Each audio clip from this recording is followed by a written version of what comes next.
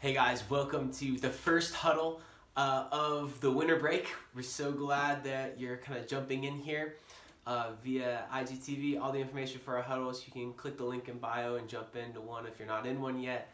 But the reading for today, we're in Luke chapter 19, verses 1 through 10. And the practice that we're kind of getting around for the next couple weeks is remembering the gospel. In the midst of just a crazy time of being away and things being flipped up and all up in the air, we kind of are going to lean into this practice of saying, I'm going to remember the gospel and remember who Jesus is and who he says that I am. So we're looking at this and considering what the gospel has done.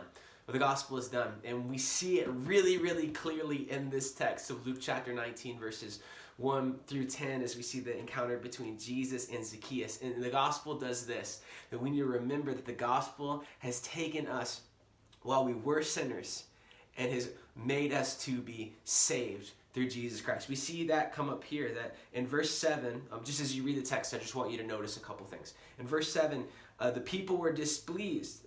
It's talking about Jesus. He's gone to be the guest of a notorious sinner. Everybody looked in on Zacchaeus, the tax collector, and said, that guy's a sinner. He's fallen short of the perfection of God. He's a swindler.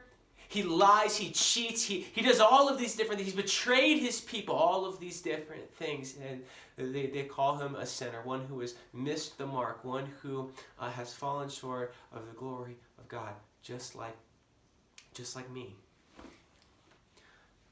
If we're honest, just like you, that we fall short of the glory of God. We are sinners. And yet, while we are sinners, Jesus has made a way for us to be saved. You see, that's how this ends. Jesus, and it says it in verse 9, he says, salvation has come to this house. Why? For the Son of Man, verse 10, came to seek and save those who are lost. We see this beautifully in Romans chapter 5, verse 8, that while we were still sinners, we have to remember this, Christ died for us. That we were sinners, and now Christ has called us saved. But what catalyzes that? What catalyzed that moment in our life? What catalyzed that moment in Zacchaeus' life? I love this story so much. You spend time in this, just thanking Jesus through this passage, just as you read it today.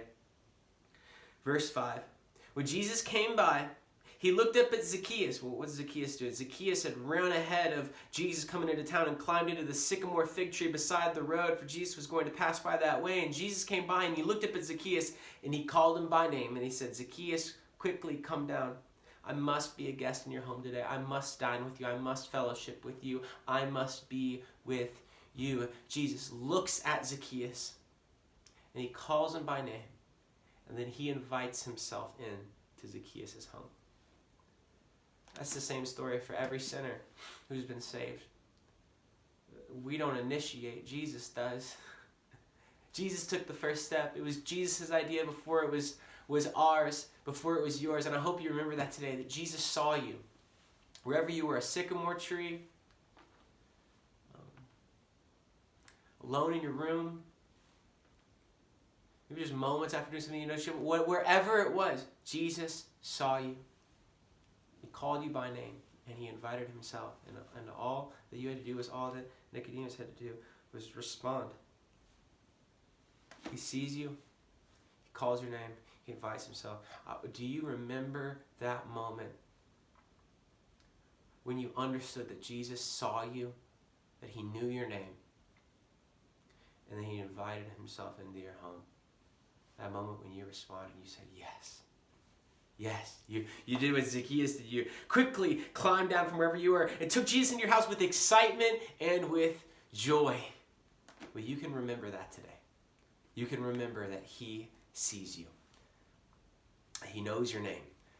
He's invited himself in to come and fellowship with you. And that same excitement and joy that you know at first, you can know today. You can remember it today. So remember the gospel.